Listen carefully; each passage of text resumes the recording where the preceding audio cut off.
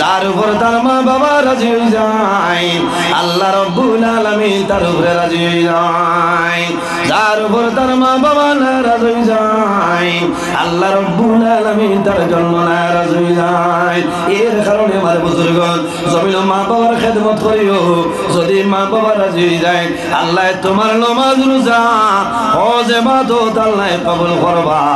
আর যদি মা বাবা নারাজ হয়ে যায় তুমি হজ যাইবা, আল্লাহর দরবার হজ কোনো সময় কবুল হবে না। ও জোয়ান ভাই, মার মারিয়া বাবার মারিয়া মা বাবার জুলুম অত্যাচার করিয়া তুমি মক্কা মদিনা যাইবা, সাধারণ ভাবে পয়সা খরচ করবাই, কিন্তু মক্কা মদিনায় যাওয়া আল্লাহ তোমার কারণে কবুল করতা নাই। কোন কারণে? যদি মা বাবা জমিনের মধ্যে নারাজ হয়, মা বাবা যদি নারাজ হয়ে যায় বাইরে